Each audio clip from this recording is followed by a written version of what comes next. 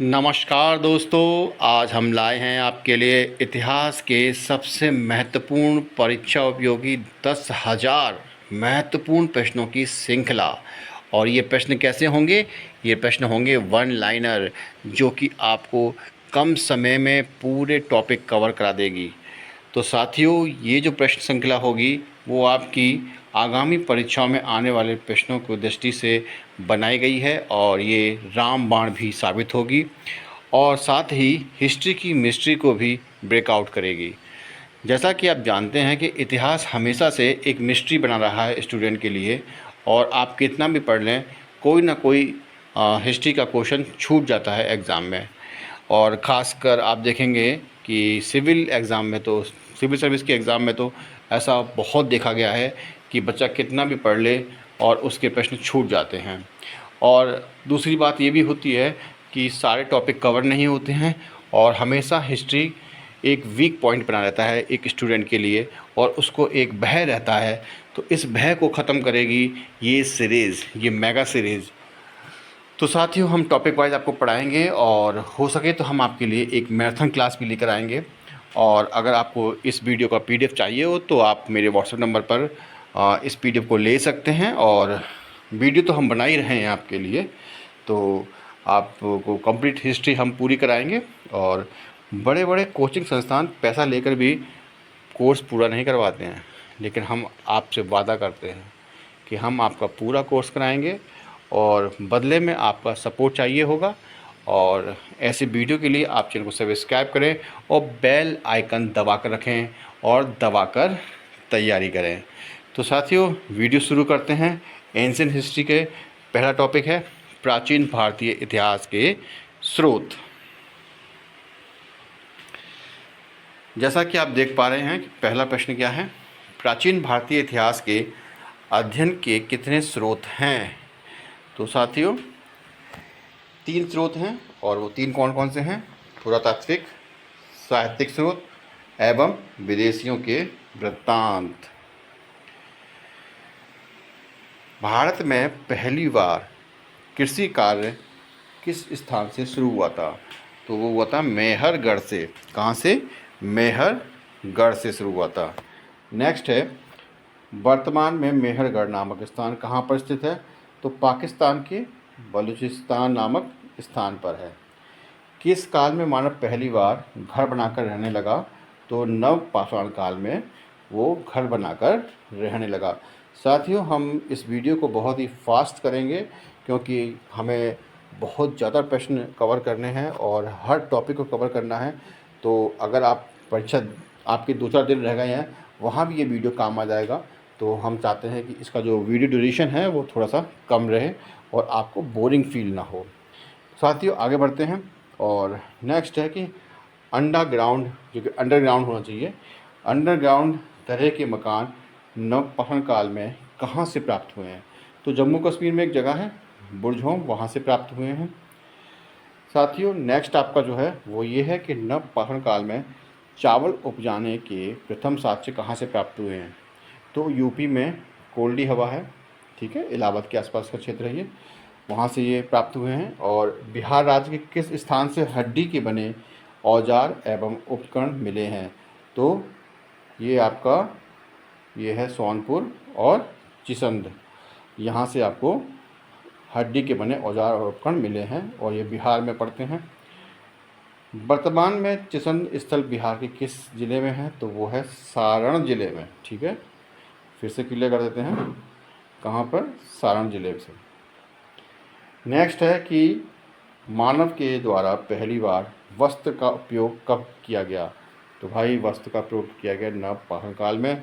इससे पहले बिना वस्त्र के रहते होंगे, सीधी सी बात है। और पाषाण काल के भी 3 पार्ट्स होते हैं, आपको पता होना चाहिए, ठीक है। पुरापाषाण काल, मध्यपाषाण काल और नवपाषाण काल। तो नवपाषाण काल में पहली बार वस्त्र का प्रयोग किया गया था। नेक्स्ट है आपका एशिया माइनर के अभिलेख कब लिखे गए? तो भाई, ये है 1400 ईसा पूर्व में एशिया माइनर के अभिलेखों को लिखा गया। नेक्स्ट है कि एशिया माइनर के अभिलेख किन किन भारतीय देवताओं के नाम मिले हैं? तो वो 4 देवता हैं, कौन कौन से? मित्र, वरुण, इंद्र और नासत्य। आप देखेंगे कि इसके बाद आने वाले समय के इसके बाद के समय में ये जो कुछ देवता हैं जैसे कि आपका मित्र और नासत्य, ये बाद में गायब रहते हैं और आगे चलकर सिर्फ वरुण और इंद्र देवता, उसमें भी इंद्र प्रमुख रूप से आपको देखने को मिलेगा। तो ये एशिया मानव के अभिलेख में इन देवताओं के उल्लेख हैं और ये आप नोटिस कर लीजिए। नेक्स्ट है ईरान के सम्राट कौन? दारा प्रथम। दारा प्रथम के द्वारा पर्सिपोलिस और बेहुस्तीन, ठीक है, बेहुस्तीन का अभिलेख कब लिखवाया गया? तो ये 6ठी शताब्दी ईसा पूर्व में, लगभग 600 ईसा पूर्व की बात है ये, और ये शायद बुद्ध काल की बात है, ठीक है, बौद्ध काल का जो टाइम था, बौद्ध काल का भी नहीं कह सकते हैं आप, महाजनपद काल का जो समय था उस समय की बात है ये।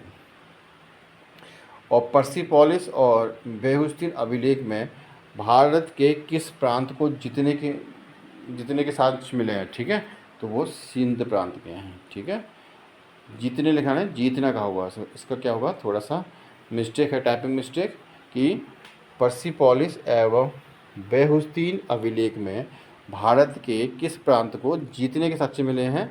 तो वो सिंध प्रांत के। आपको ऐसे क्वेश्चन नहीं मिलेंगे आमतौर पर और किताबों में। भारत के सबसे प्राचीन अभिलेख कहाँ से प्राप्त हुए हैं? तो सिंधु घाटी सभ्यता से। जेम्स प्रिंसेप किस देश के रहने वाले विद्वान थे? जेम्स प्रिंसेप किस देश के रहने वाले विद्वान थे? तो वो फ्रांस के थे। ठीक है, नेक्स्ट है हमारा, अशोक ने अपने अभिलेख पर किस किस लिपि का प्रयोग किया है? तो ये आप नोटिस कर लीजिए, ब्राह्मी लिपि है, खरोष्टी लिपि, अरमाइक और यूनानी लिपि। अशोक ने अपने अभिलेख पर किस लिपि का प्रयोग सबसे अधिक किया है? तो वो है ब्राह्मी लिपि का। अशोक के किस अभिलेख पर 2 भाषाओं का प्रयोग हुआ है? ठीक है, तो कंधार में है शारेकुना, वहाँ पर 2 भाषाओं का यूज़ किया गया है अभिलेख पर। किसके? अशोक के। अशोक ने अपने किस अभिलेख पर खरोष्टी लिपि का प्रयोग किया है? तो वो है मानसेहरा और शहबाजगढ़ी। तो देखिए, मानसेहरा और शहबाजगढ़ी कहाँ पर स्थित है? तो ये पाकिस्तान में स्थित है। भारत के किस अभिलेख पर पहली बार संस्कृत भाषा का प्रयोग किया गया है? तो जूनागढ़ अभिलेख पर। हाथी गुम्फा अभिलेख का संबंध किस धर्म से है? तो वो जैन धर्म से है। ऐहोल अभिलेख से किसकी जानकारी मिलती है? तो चालुक्य शासक पुलकेशिन द्वितीय और हर्षवर्धन की मिलती है, क्योंकि पुलकेशिन द्वितीय और हर्षवर्धन का बीच में युद्ध हुआ था और ऐसा कहा जाता है कि पुलकेशिन द्वितीय जो है इस युद्ध को जीत गया था। ठीक है, हालांकि हर्षवर्धन भी एक अच्छा योद्धा था और नॉर्थ इंडिया में उसका बोलबाला था, तो वहीं पुलकेशिन द्वितीय भी कम नहीं था और पुलकेशिन द्वितीय ने हर्षवर्धन को हराया था। हम आगे की जब पढ़ेंगे चैप्टरों में तो आपको हर्षवर्धन देखने को मिलेगा, हर्षवर्धन काल का जो पीरियड है, और कन्नौज पे इसकी राजधानी रहेगी और बाकी कुछ हम सब कुछ उसी में देखेंगे। तो चलिए आगे बढ़ते हैं। और ऐहोल अभिलेख को किसने लिखा? तो रवि कृति ने लिखा था। ठीक है, ऐहोल अभिलेख को रवि कृति ने लिखा था। और प्रयाग स्तंभ अभिलेख को किसने लिखा है? तो हरिशेर ने लिखा है। ठीक है, तो आपको पता रहना चाहिए कि ऐहोल अभिलेख को किसने लिखा है? रवि कृति ने लिखा है। और जो प्रयोग स्तंभ लिखा हुआ है वो प्रयोग नहीं है, असल में वो प्रयाग स्तंभ है। ठीक है, इलाहाबाद का है प्रयाग स्तंभ अभिलेख, इसे हरिशेर ने लिखा था। टाइपिंग मिस्टेक थोड़ी सी है पर आप समझ सकते हैं, मैं इसको करेक्ट कराता जाऊँगा। तो साथियों, नेक्स्ट है आपका कि प्रयाग स्तंभ अभिलेख को किस भाषा में लिखा गया है? तो संस्कृत भाषा में लिखा गया है। ठीक है, प्रयाग स्तंभ अभिलेख को किस भाषा में लिखा गया है? संस्कृत भाषा में।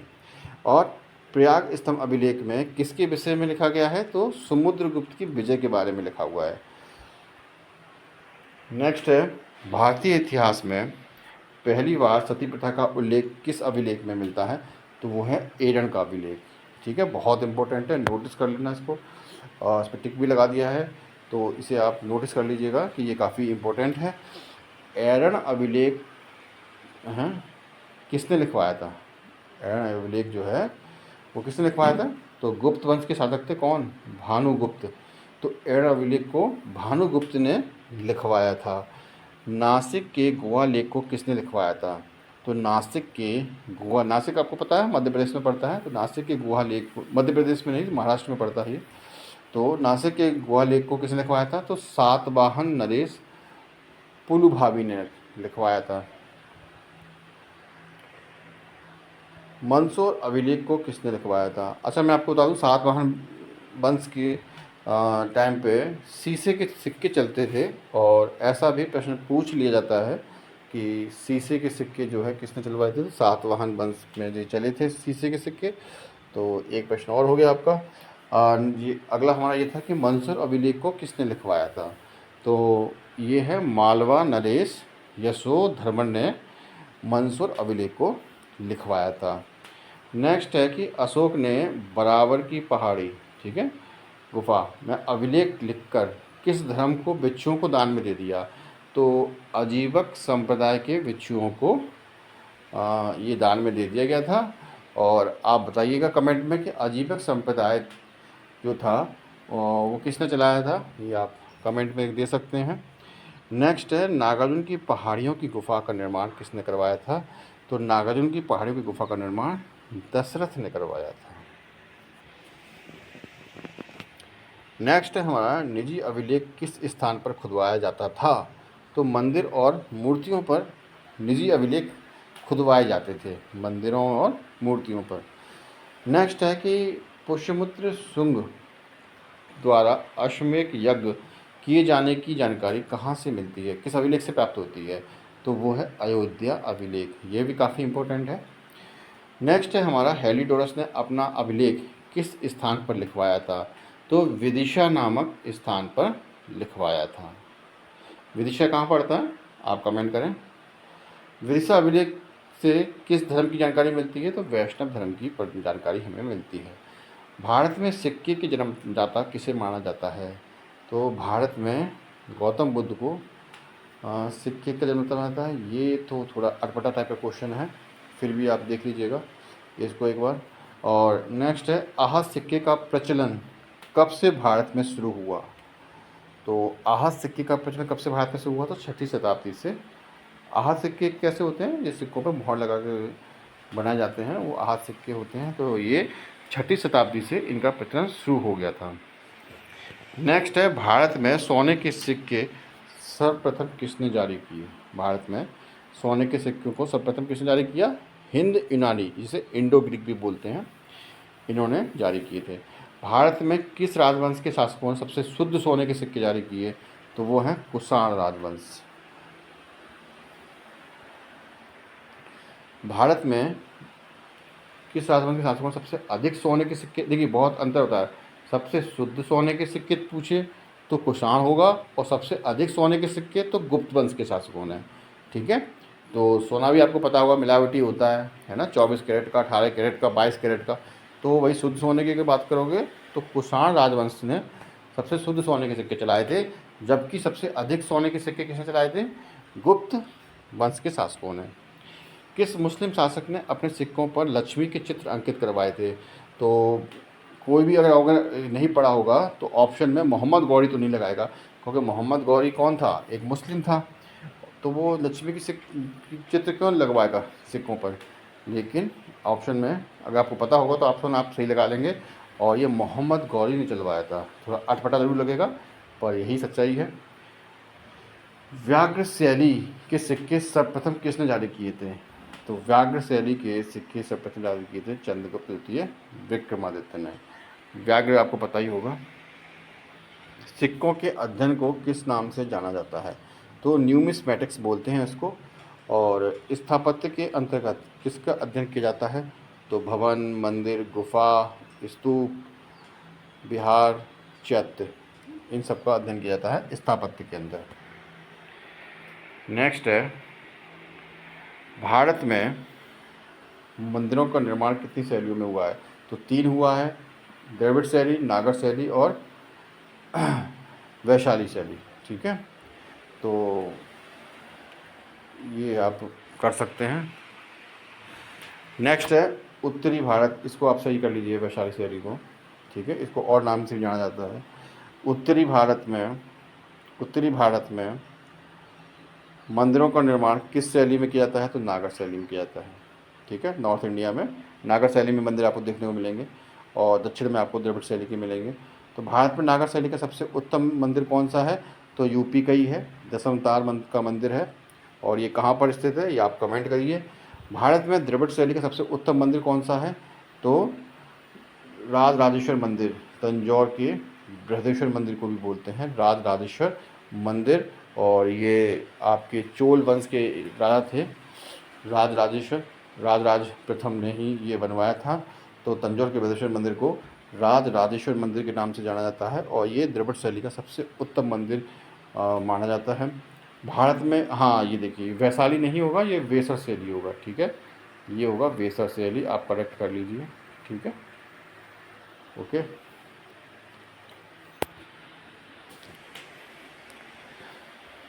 भारत में वेसर शैली का सबसे अच्छा उदाहरण किस मंदिर का है?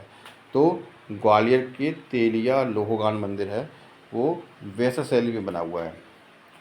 भारत में मूर्ति पूजा का आरंभ किस काल से जाना जाता है? तो सिंधु घाटी सभ्यता से मूर्ति पूजा का आरंभ माना जाता है। मौर्य काल में अधिकांश मूर्तियाँ किससे बनाई जाती थीं? तो मौर्य काल में अधिकांश मूर्तियाँ पत्थरों से बनाई जाती थीं। बिहार के किस स्थान से यक्षिणी की मूर्ति मिली है? तो वो दीजारगंज से मिली है। गंधार शैली की मूर्तियों पर किसका अधिक प्रभाव है? तो यूनानी कलाकारों का। गंधार शैली की मूर्तियों का किसका अधिक प्रभाव है? तो यूनानी कलाकारों का। गंधार कला की मूर्तियों पर किस यूनानी देवता का प्रभाव है? तो अपोलो देवता का। ठीक है, तो गंधार कला, जो गंधार कला होती है, देखिए गंधार कला में क्या होता है, मूर्तियों में आप देखेंगे बिल्कुल जीवंत लगती हैं वो। एक तरह से आप देखेंगे गौतम बुद्ध की मूर्तियाँ जो हैं, आप देखिए गंधार कला में बनी हुई हैं, तो आपको उसकी आँख स्पष्ट दिखाई देगी। यहाँ तक कि जो उसके वस्त्र हैं, वस्त्र के अंदर जो सिलवटें होती हैं उस तक को भी उकेरा जाता है। तो ऐसी होती है गंधार शैली। तो गंधार शैलियाँ जो हैं की मूर्तियों पर किस यूनानी देवता का प्रभाव है? तो अपोलो देवता का, जो यूनान का है। और मथुरा कला की मूर्तियों पर अधिक प्रभाव किसका है? तो भारतीय कलाकारों का है। मथुरा कला की मूर्तियों में किसकी विशेषता है? आध्यात्मिकता की। ठीक है, भारत में मिट्टी के बर्तन का निर्माण सबसे पहले कब हुआ था? तो नवपाषाण काल में हुआ था। भारत में पहली बार चित्रित धूसर मध्यभार का प्रयोग कब हुआ? तो ताम्र पाषाण काल में। आग का आविष्कार कब हुआ था? तो पुरापाषाण काल में। ठीक है, आपको पता होगा पाषाण काल के भी 3 पार्ट हैं, पुरापाषाण काल, मध्य पाषाण काल और नवपाषाण काल। तो आग का आविष्कार तो पुरापाषाण काल में ही हो गया था। मानव के द्वारा आग का प्रयोग पहली बार किस काल में किया गया? तो देखिए मानव द्वारा आग का प्रयोग सबसे पहली बार नवपाषाण काल में हुआ था। पुरापाषाण काल के लोग कहाँ रहते थे? तो पर्वतों की गुफा में रहते थे। पुरापाषाण काल के लोग क्या भोजन करते थे? शिकार करते थे। ठीक है, जंगली जानवरों को मार कर खाते थे। फिर पुरापाषाण काल के लोग किस प्रकार के वस्त्र का प्रयोग करते थे? वस्त्र नहीं पहनते थे। वस्त्र तो हमने नवपाषाण काल में शुरू किया था। पृथ्वी पर पहले जिस मानव का जन्म हुआ उसे किस नाम से जाना जाता है? तो होमो निडस के नाम से जाना जाता है। अब बात करते हैं मध्य पाषाण काल का निर्धारण कब से कब तक का है? तो 9000 ईसा पूर्व से 7000 ईसा पूर्व तक का काल जो है वो मध्य पाषाण काल का है। और मध्य पाषाण काल के लोग कहाँ पर रहते थे? तो पेड़ के ऊपर मचान बनाकर रहा करते थे।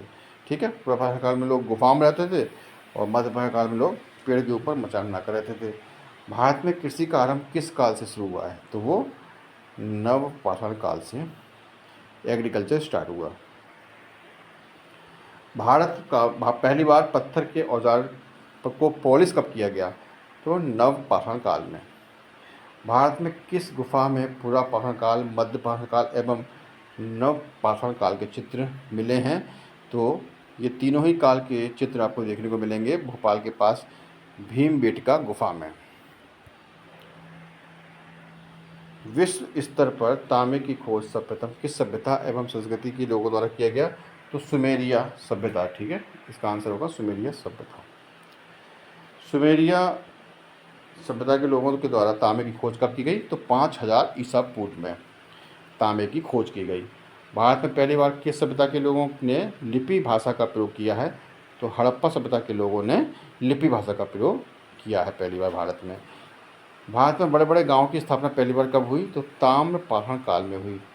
भारत में सबसे ज़्यादा सिक्के किस काल में जारी किए गए? तो मरणोत्तर काल में जारी किए गए। यहाँ ये नहीं पूछा कि सोने के सिक्के, केवल सिक्के की बात हुई है तो वो मरणोत्तर काल होगा। नेक्स्ट है, भारत में सर्वप्रथम शीशे के सिक्के किस वंश के शासकों ने जारी किए? तो वो है सातवाहन राजवंश। इसके बारे में अभी मैं बोल चुका हूँ। और कुषाण वंश के शासक कनिष्क ने अपने सिक्कों पर किसका चित्र अंकित करवाया? तो गौतम बुद्ध का।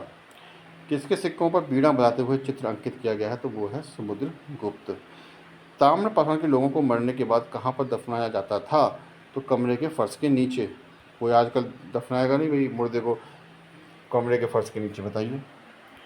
ताम्रपाषाण काल के लोग मृदभाण को किस रंग से कलर करते थे? तो काले और लाल रंग। ताम्रपाषाण काल के किस प्रकार के मकान में रहते थे? तो भाई ये पके हुए ईंट के मकान में, ठीक है। तो एक थोड़ा सा मॉडर्न हो गए, है ना। मध्यभाग काल में तो पेड़ के ऊपर मचान बना के रहने लग गए थे, लेकिन ताम्रपाषाण काल में लोग पकी हुई ईंट के मकान में रहने लगे थे। ताम्रपाषाण काल के लोग किस प्रकार के भोजन करते हैं? तो ये शाकाहारी और मांसाहारी दोनों करते हैं। मालवा, कायथा, एरन और त्रिपुरी ताम्रपाषाण काल की संस्कृति के अवशेष कहाँ से प्राप्त हुए हैं? तो मालवा तो आपने पता ही होगा कि एमपी में पड़ता है। तो मालवा, कायथा, एरन और त्रिपुरी ये सब कहाँ से संबंधित है? मध्य प्रदेश से है। प्राचीन भारत के इतिहास को जानने का सबसे मुख्य स्रोत है पुरातात्विक स्रोत। अगर एंशियंट हिस्ट्री को जानने की बात करोगे, एंशियंट इंडियन हिस्ट्री को, तो आपको पुरातात्विक स्रोत देखने पड़ेंगे, क्योंकि काफ़ी कुछ जो है हमको उनका लिखा हुआ कुछ मिलता नहीं है, और जो भी मिलते हैं उनके द्वारा दैनिक कार्यों में, दैनिक जीवन में जो वो इस्तेमाल करते थे, उन्हीं चीज़ों से हम उनकी सामाजिक, आर्थिक और राजनीतिक ज़िंदगी को देखने की कोशिश करते हैं। तो यही है पुरातात्विक स्रोत प्राचीन भारत के इतिहास को जानने का। नेक्स्ट है कि पुरातात्विक स्रोत के अंतर्गत सबसे प्रमाणिक स्रोत है क्या? अभिलेख, ठीक है। अभिलेख जो होते हैं वो स्पष्ट बात बताते हैं, तो ये भी चीज़ है। अभिलेख कितने प्रकार के हैं? तो 2 प्रकार के हैं, एक सरकारी अभिलेख और दूसरा निजी अभिलेख। विश्व के सबसे प्राचीन अभिलेख कहाँ से प्राप्त हुए हैं? तो एशिया माइनर के बोगोजकोई नामक स्थान से। सिंधु घाटी के अभिलेख किस प्रकार की लिपि में लिखे गए हैं? तो वो भाव चित्रात्मक है उसका, हम उसे अभी तक पढ़ तो पाए नहीं हैं, ठीक है, और लेकिन उसको जानने का प्रयास चल रहा है। सिंधु घाटी के अभिलेख किस प्रकार पर लिखे हुए हैं, किस पर लिखे हुए हैं? तो मिट्टी के बर्तन और मोहरों पर लिखे हुए हैं, ठीक है। मौर्य काल के अभिलेखों को सर्वप्रथम किसने पढ़ा है? तो जेम्स ब्रिसम ने 1837 में। नेक्स्ट है कि मध्यपाषाण काल के मनुष्यों का मुख्य भोजन क्या था? तो शिकार था, कंदमूल और फल। मध्यपाषाण काल के जानवर पालने के प्रथम साक्ष्य कहाँ से प्राप्त हुए हैं? तो राजस्थान राज्य में बोरा नामक स्थान से। मानव द्वारा सर्वप्रथम किस जानवर को पालतू बनाया गया? तो कुत्ते को बनाया गया।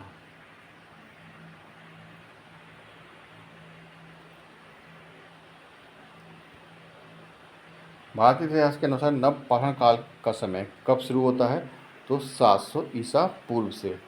मथुरा कला में गौतम बुद्ध को किस रूप में दिखाया गया है? तो शांत मुद्रा में तपस्या करते हुए दिखाया गया है।